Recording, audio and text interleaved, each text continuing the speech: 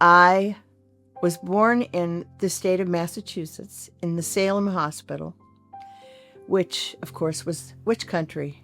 So I kind of think it's apropos with a book called Spirits. And but that is my history. My mother and father lived in Massachusetts for 4 years, and then we moved to Pennsylvania. And then I went to Penn State, and that's, of course, where I met Ed. And he had changed his major 3 times. And finally, he did graduate with a degree in art education. But the last semester before he graduated, he took a theater course, which changed his whole life. And it was a theater technology course. And he applied for graduate school right away and got a 3-year degree. And then we moved to Boston, back to my state. And he was at Harvard for 3 years. And he was assistant technical director, and he taught the students, although there was no theater program at Harvard, he taught the students how to do lighting design and set design and that kind of thing. It was a post-grad job for him that was at a 3-year limit. We began our theater life at that point, and we went to Purdue for 5 years, and then we moved to Nebraska. And we were here until he was working here until 2014 when he retired. And that began his life as an author.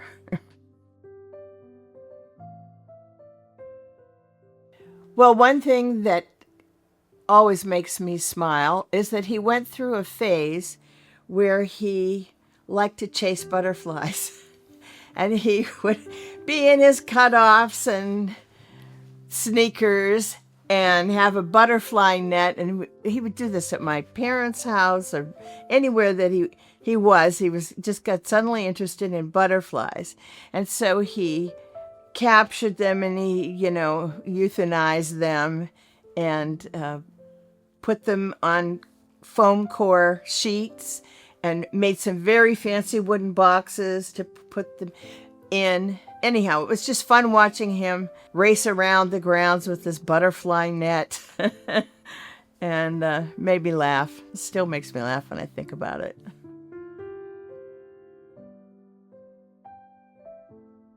Based on the location and the outline, I had thought it was going to be a love story, and it did end up to be a love story, but there was a lot of hardship and danger and that kind of thing before the love stuff actually happened.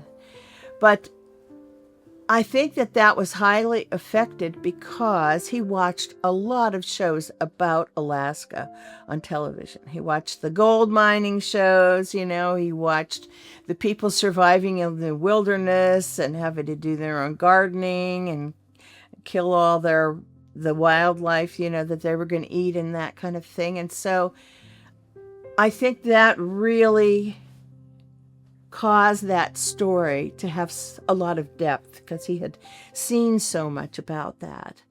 And it did end up to be a love story, but only in the weirdest way. And I think people will really enjoy it. The other one, Spirits, that is about a man who is sort of tortured by his dreams. And it's sort of cyclical because when a dream ended, the next time that he had a dream, it started just where the last one had left off, which was very unique. The character was a very important businessman, very wealthy, and very caught up in what is happening with this dream. I don't want to give too much away, but he does find out, if it finds out by, the end, everything that he was dreaming about was actually some part of the real life. And he changed from a person that expected somebody else to answer these questions for him. And then he realized he had to figure everything out for himself and save the woman that is the spirit. I think that was a real good turn. With the Alaskan story, I think everything came from what he saw on television. And, he learned how people lived, and this guy, he had to kill food just like, what Ed watched on television. And also they had to, carry guns all the time because they never knew what kind of animals, bears, whatever, could hurt them. And so they had to be armed all the time and that kind of thing. That's all stuff that he'd seen on the Alaskan programs on TV. That, I'd say, was a huge influence on that book.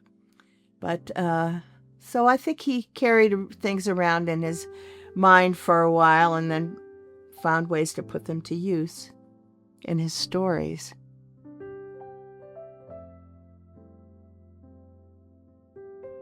Well, I miss his cooking because we used to take turns, especially after we were both retired. He would always, of course, he had a huge garden out there, and he would always plant a lot of tomatoes, and he would make a lot of spaghetti sauce and freeze it so that we could, we had that all year round, had enough of that. He also grew a lot of squash, different kinds of squash. In fact, just this last year, I had ornamental squash. I used to get them around Thanksgiving and Halloween time. So I looked out one day and there were 40 round squashes hanging out of the trees. They were vine squashes, but they had somehow been hanging from the trees. And by the end of the summer, I think I counted 80. So we did take turns cooking. So if one of us would cook a dinner, say a spaghetti dinner, then that person would fix the meals. We usually 3 or 4 days or meals that we'd get from that. And then the other person has to cook. And so that we when we were both retired, we pretty much got along that way. And I miss that now. I have to do all the cooking, and I even have to cook for the dog. He really wanted to prove to himself, because he did have triple bypass surgery at the age of 56. And so once he was recovered from that, he really wanted to make sure he could still do things he wanted to do. So he decided to prove that by digging a fish pond.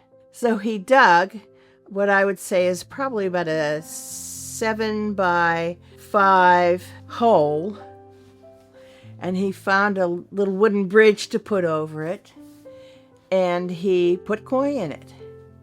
And then he decided that really wasn't satisfying enough, so that then he dug out one that was about 8 feet wide and about 11 feet long, and put a system where he sucked water out of the little pond, and it would go through the pipes and come out the big pond on a big waterfall, and then it would go down to the low end of the pond and little rivulet there, little brook, and then it would go into a waterfall in the first pond that he dug.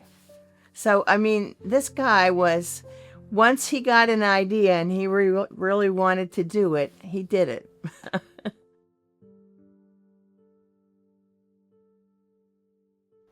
Well, I'm just so used to it. I am so used to it. He was clever enough to figure out how to attach those windows to the house by taking a thin piece of metal and making a couple of angles, and there was room behind the woodwork to be able to slide it down back there. But he just had a lot of things he was interested in. And as a designer for theater, he also, made set models and did renderings for all of the shows that he designed scenery for and props. And he also did lighting design and, drafted up the the plots for the lighting hang, and he really, just could do about anything.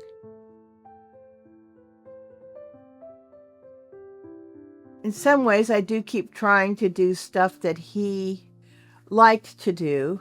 And, I try to pick as many peaches as I can, freeze them and that kind of thing, make pies and crisps and stuff like that, because that was, one of his favorite things was peaches. One thing that's hard for me is, I've been unable to really go through his clothes and do anything with that. And we took a costume class together when he was in grad school and I was an undergraduate. And we had to make garments, and he made a dress for me in that class. And I made clothes for him. And when I was going back to graduate school in Boston, I went back and forth, and he just decided he was going to make his own shirts for a while. So, my sewing machine was here, and so he has his own ironing board. It's over there. So he made his own shirts, and I guess he felt maybe that he was being closer to me, by sewing or whatever. But, I made him suits. I knitted him sweaters. I made him a velvet jacket and vest and linen suits, wool suits, that kind of thing.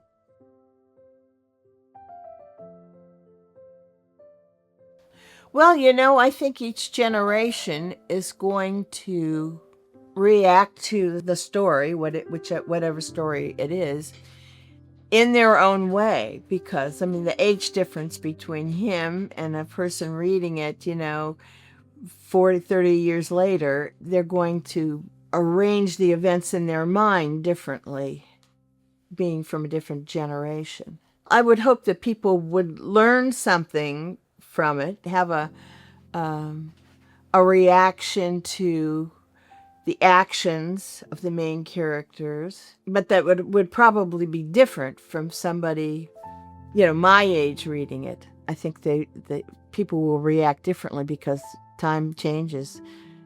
Everything about entertainment changes.